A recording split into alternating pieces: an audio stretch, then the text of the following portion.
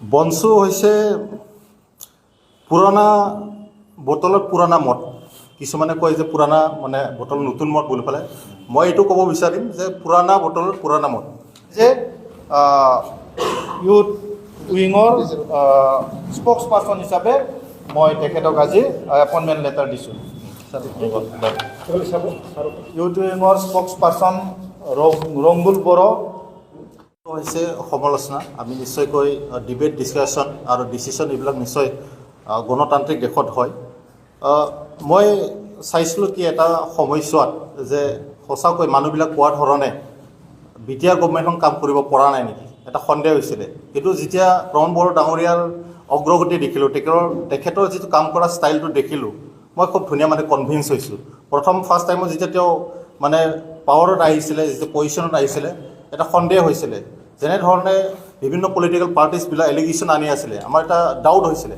কিন্তু যেতিয়া মানে একোজ তেখেতে মানে কাম কৰিবলৈ ল'লে, আমাৰ ষ্টুডেণ্টৰ হওক, ৰাইজৰ হওক, যেনেকৈ উন্নয়নমূলক কামবিলাক কৰিবলৈ ল'লে। আৰু এক ডাঙৰ কথাটো হৈছে BTC অৰ্থাৎ BTRত আজি তাৰিখত শান্তি আহিছে, য'ত নেকি আপোনালোকে ভালদৰে আজি নিউজ কৰিব পাৰিছে, আপোনালোকে মুক্তভাৱে সমালোচনা কৰিব পাৰিছে। হাগ্ৰামা মহিলাৰ সময়ত আপোনালোকে তেনেকৈ সমালোচনা কৰিব পাৰিলে হয় নেকি?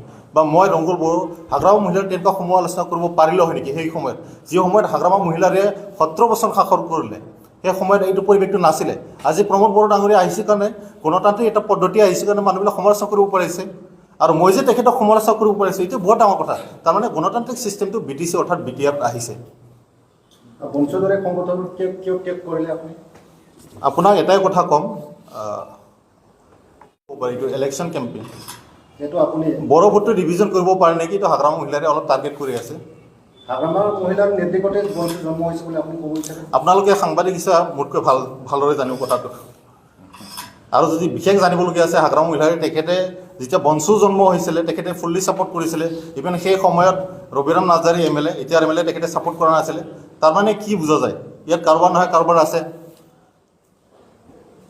আপোনালোকে এটা কথা জানি লওক যে আমাৰ BJP, UPPL আৰু AGP আৰু BTCত আমাৰ BJP, UPPL আৰু GSP যোনটো এলায়েন্স আছে, এইটো উটুত আছে, 2025 চনলৈকে থাকিব।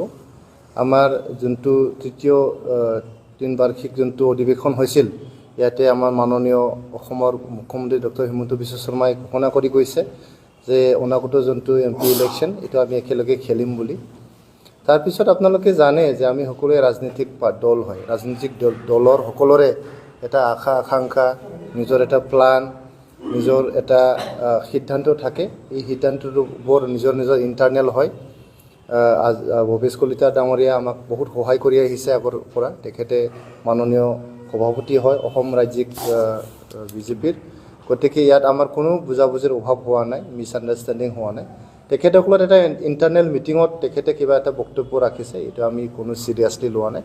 এইটো হয়তো আমাৰ নেতাবিলাকো, UPPLৰ নেতাবিলাকো বিভিন্ন মিটিঙত UPPL বুলি নহয়, যিকোনো দল নহওক কিয়, নিজৰ কৰ্মীসকলক উৎসাহ উদ্দীপনা যোগাবলৈ কিবা এটা কোৱাতে কোনো প্ৰব্লেম নাই। এইটো কোনো AGP, BJP, UPPL বা কংগ্ৰেছ এনেকুৱা কথা নাই। নিজৰ দলটো শক্তিশালী কৰিবলৈ সকলোৱে চেষ্টা চলাইছে। এইটো চেষ্টা চলাবই লাগিব ৰাজনৈতিক দল হিচাপে। কিন্তু এইটো কথা নহয় যে আমাৰ ইয়াত যোনটো আমাৰ এলায়েন্স আছে, বুজাবুজি আছে, ইয়াত কোনো আঘাত হৈছে বা কিবা হৈছে, এইটো কোনো কথাই নহয়, প্ৰশ্নই নাহে। আপোনালোকে চাব, 2024 চনত আমি একেলগে খেলিম, 2025 চনত আমি একেলগে খেলিম।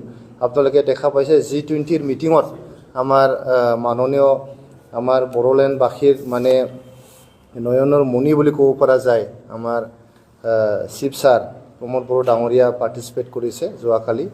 তো ইমান ডাঙৰ এটা মিটিঙত, য'ত মানে চিফ মিনিষ্টাৰবিলাকে ভাগ ল'বলৈ পাৰিছে। আমাৰ বড়োলেণ্ড অঞ্চল, বড়োলেণ্ড টেৰিটৰিয়েল ৰিজন চৰকাৰৰ মুৰব্বীয়ে যে তাত ভাগ ল'ব পাৰিছে, এইটো খালি আমাৰ দলৰ কাৰণে নহয়, আমাৰ বড়োলেণ্ডবাসী ৰাইজৰ কাৰণে গৌৰৱৰ কথা। G20 যোনটো হ'বলৈ গৈ আছে অহা বছৰত, ইয়াৰ প্ৰিপেৰেটৰী এটা মিটিঙত তেখেতে ভাগ ল'বলৈ পাৰিছে। তেখেতক অনাৰেবল প্ৰাইম মিনিষ্টাৰ মানে নৰেন্দ্ৰ মোদী ডাঙৰীয়াই মাতিছে। এইটো আপোনালোকক বুজায় যে আমাৰ NDAত কিমান এটা ভাল স্থান আছে, UPPLৰ ভাল এটা জাগা আছে, সন্মান আছে। এইটো অটুট থাকিব।